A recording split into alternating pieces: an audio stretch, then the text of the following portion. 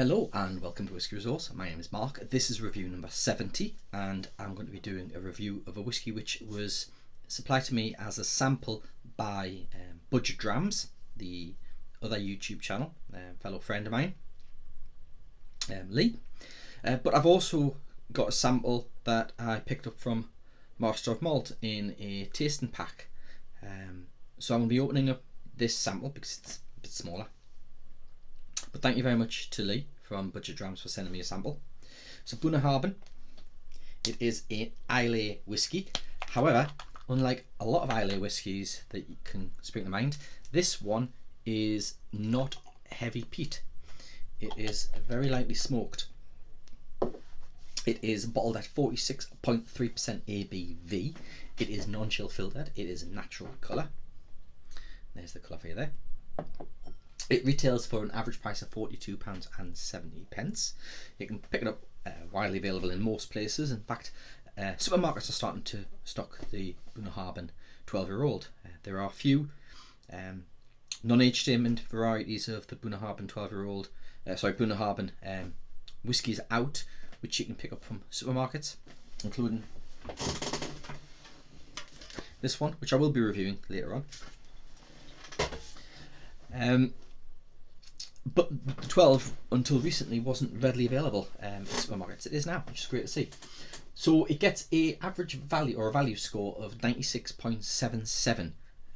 So we'll round that up to 97 for its value score.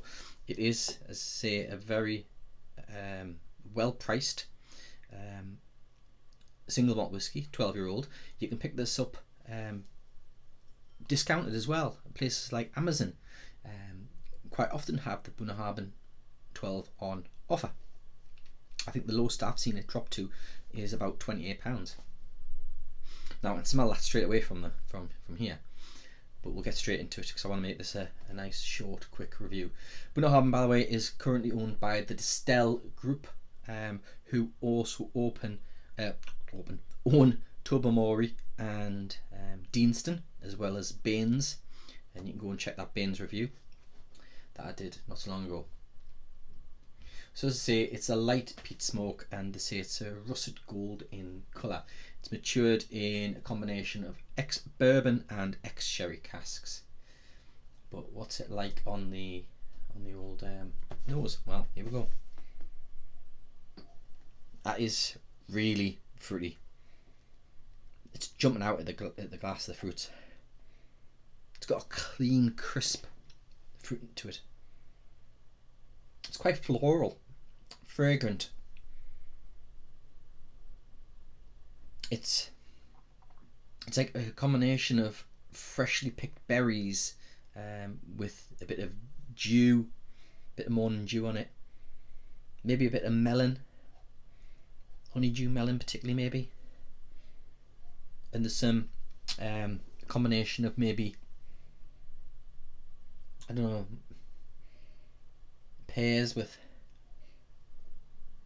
maybe some stewed apricots,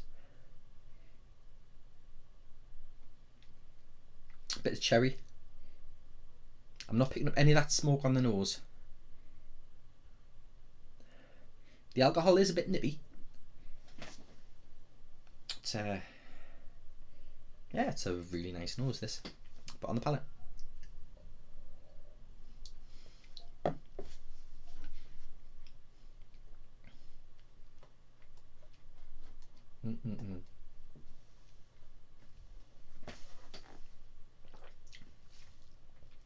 Malty.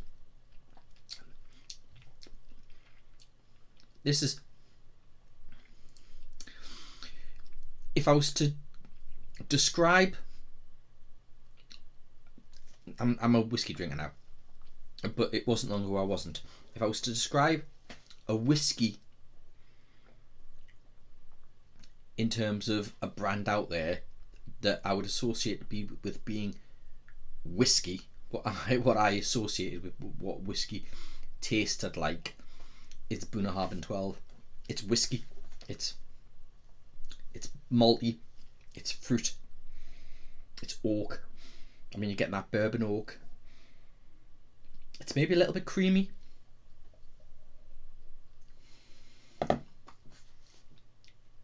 There's vanilla, that fruit. I'm getting some citrus fruit through there, but I'm also getting a bit of a diluted fruit cake. Tiny bit of sultana, maybe some cherry. I'm not picking up any smoke.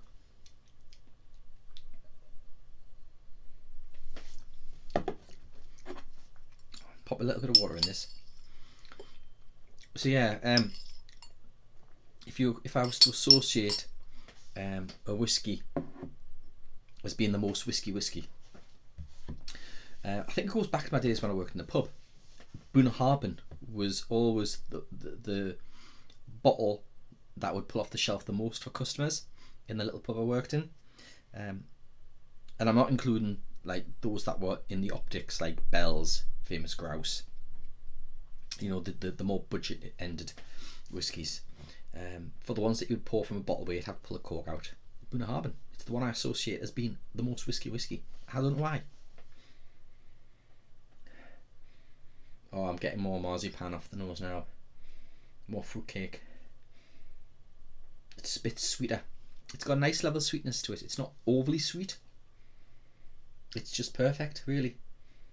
It's kind of a medium level of sweetness. It's quite rich. It's about the same medium level of richness.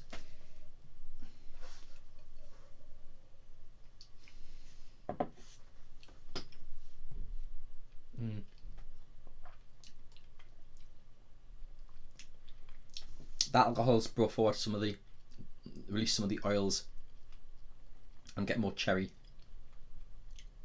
a bit caramel, more the vanilla. It is a lovely, enjoyable dram, this one. It really is. It's weird because back in February, I think it was, I went out with my wife and I had a few drinks, and at the end of the evening I had a Bunnahabhain, but it was in a tumbler, a rocks glass, a neat. Now it was the end of the evening and I think the palate was destroyed, but it tasted very non-descriptive, and I think the glass makes all the difference, really does. But obviously being at the end of the evening as well, I think I'd exhausted me senses. But this is very nice. It is actually very reminiscent of the, I'm not going to pronounce it, that one I've just shown you, except that's peated. That's a bit more peaty. This is just lovely. It's a staple. This is a benchmark whiskey, this one, this 12-year-old. So on the subject of scoring it, well,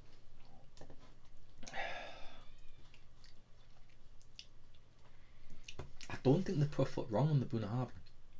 I think the fact that it's not a traditional heavily peated or even medium peated Islay makes a difference. So it gives you options for something different from Islay. I'm going to say it's a 90. There we go. There it is.